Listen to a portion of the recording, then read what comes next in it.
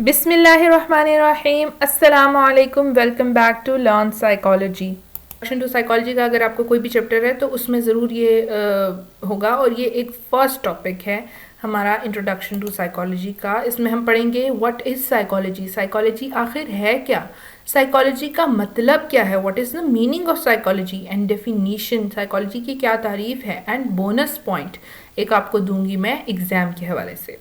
So let's get started with what is psychology. जब हम psychology के बारे में सोचते हैं तो आपके दिमाग में एक ही क्वेश्चन आता है कि आखिर ये साइकोलॉजी है क्या।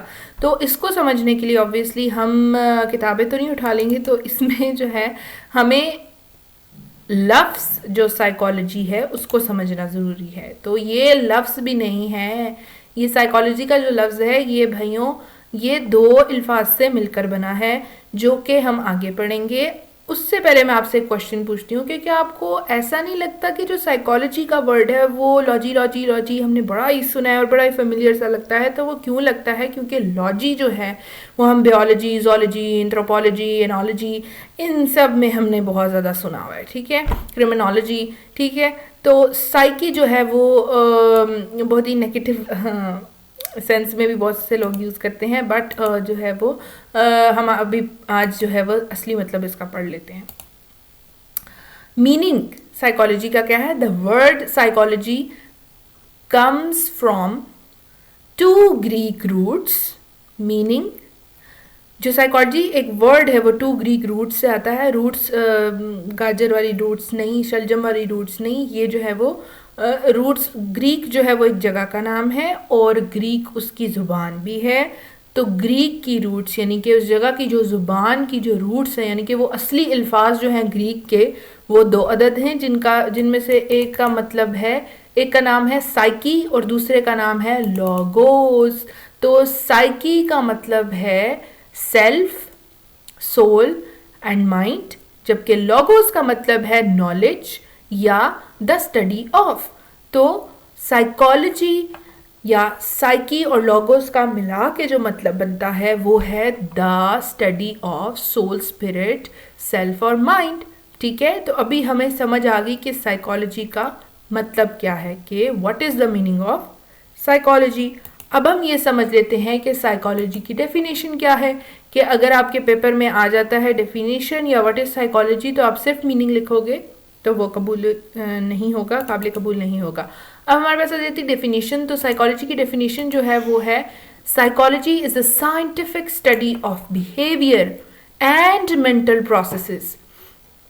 3 लफ्ज़ इसमें बड़े ही प्रोमिनेंट हैं, तो उनको सबसे पहले समझ लेते हैं हम ताकि हमारा बोझ थोड़ा हल्का हो जाए, जो कि है साइंटिफिक स्टडी, बिहेवियर और मेंटल प्रोसेसेस। साइंटिफिक स्टडी क्या होती है भाई? जब हम साइकोलॉजी को पढ़ते हैं तो इसकी हिस्ट्री जो है उसमें ये ग्रीक्स और रोमन्स के दौर में इसमें जो है तजुर्बात और बातें शुरू हो गई थी और लोगों ने कंट्रीब्यूशन स्टार्ट कर दी थी साइकोलॉजी की फील्ड में।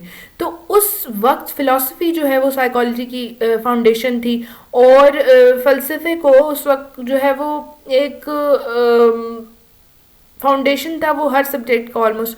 तो साइकोलॉजी को जो है वो उन्होंने एक टाइम आया जब इसकी बहुत ज़्यादा डेफिनेशन बहुत सारे कंट्रीब्यूटर्स ने, बहुत सारे साइकोलॉजिस्ट ने दी, लेकिन उन्होंने कहा जब साइकोलॉजी की आखिरकार ये डेफिनेशन बनी कि psychology is the scientific and systematic and scientific study of behaviour and mental processes. तो उन्होंने कहा कि जब हम इंसान के बिहेवियर और मेंटल प्रोसेसेस को साइंटिफिक तरीक़ों से गुजार कर समझेंगे और पढ़ेंगे और रिसर्च करेंगे और एक्सपेरिमेंट्स करेंगे, तभी वो जो है हम उसको साइकोलॉजी कहलाएंगे, स्टडी को हम साइकोलॉजी कहलाएंगे। तो बिहेवियर क्या है इस बात में वो समझ लेते हैं। वो जो इंसान करता है, जो दिखता है हमको, और इंसान के ऑब्जर्वेबल एक्शंस जो होते हैं उनको हम बिहेवियर कहते हैं, जैसा कि जागना, खाना पीना, सोना, उठना बैठना, ना, ठीक है।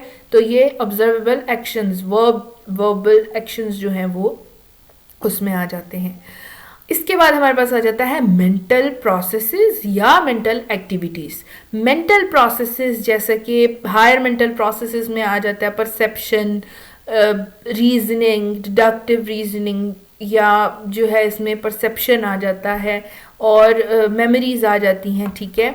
तो वो हमारे मेंटल प्रोसेसेस हैं। तो इन दोनों चीज़ों को जब हम साइंटिफिकली स्टडी करते हैं तो हम क्या कर रहे होते हैं, हम साइकोलॉजी कर रहे होते हैं। ठीक है, अब इसकी डेफिनेशन फिर से पढ़ते हैं तो हमें मिनटों में समझ आ जाएगी ना, ये तो वीडियो को दोबारा देख लीजिएगा। अच्छा, psychology is the scientific study of behaviour and mental processes. It includes not just what people do, इसमें सिर्फ ये बातें नहीं आती कि जो लोग करते हैं और हम ऑब्जर्व कर लेते हैं, हम देख लेते हैं, बट ऑल्सो देयर थॉट्स, बल्कि वो चीज़ें भी आती हैं जो छुपी हुई होती हैं। ठीक है, छुपे रुस्तमों को भी हम बाहर निकाल लेते हैं। For example their thoughts, their feelings, their perceptions, their reasoning processes and memories and even the biological activities that keep their bodies functioning। ठीक है, तो ये चीज़ आ गई इसमें। इसके बाद हमारे पास एक और डेफिनेशन है साइकोलॉजी की, which is psychology is currently defined as the systematic and scientific study of behaviour. Psychology को करंटली हम डिफाइन करते हैं एक सिस्टमैटिक और साइंटिफिक स्टडी ऑफ बिहेवियर के तौर पे, बोथ एनिमल, ना कि सिर्फ इंसान का, बल्कि कौन सा बिहेवियर और किन किन लोगों का बिहेवियर, किन किन स्पीशीज का बिहेवियर, किस मखलूक का बिहेवियर, एनिमल का भी, ह्यूमन का भी। और उसमें जब स्पेसिफिकली वो बता रहा है कि ह्यूमन बिहेवियर की बात हो रही है तो वो कहता है कि द टर्म ह्यूमन बिहेवियर, जो टर्म है ह्यूमन बिहेवियर, वो रेफर करती है ऑब्जर्वेबल एक्शंस के को, such as eating, speaking and laughing, as well as to mental activities such as planning, thinking and imagining। ये वही चीज़ें जो मैंने आपको पहले समझाई है। सो आई होप कि आपको समझ आ गई होगी। जो मैं आपको एग्ज़ाम के हवाले से टिप दे रही थी वो ये है कि प्लीज़ बच्चों, अगर आपको एग्ज़ाम में लिखना है मैट्रिकुलेशन लेवल से अबव हो, आप साइकोलॉजी पढ़े हो, इंट्रोडक्शन टू साइकोलॉजी, अगर आप एज माइनर पढ़ रहे हो और इवन एज मेजर पढ़ रहे हो, BS साइकोलॉजी या फर्स्ट ईयर सेकेंड ईयर में हो आप, या MS साइकोलॉजी कर रहे हो, तो एज मेजर पढ़ रहे हो, BS साइकोलॉजी तक ही रखते हैं शुरुआत के सेमेस्टर्स में, उसमें आपको साइकोलॉजी की अगर डेफिनेशन आती है तो आप इसको ऐसे नहीं ले सकते कि psychology is the scientific study of behaviour and mental processes तक आप लिख के आओगे और आप उम्मीद करोगे कि आपको फुल मार्क मिलेगा, इवन दो वो आपका शॉर्ट क्वेश्चन है।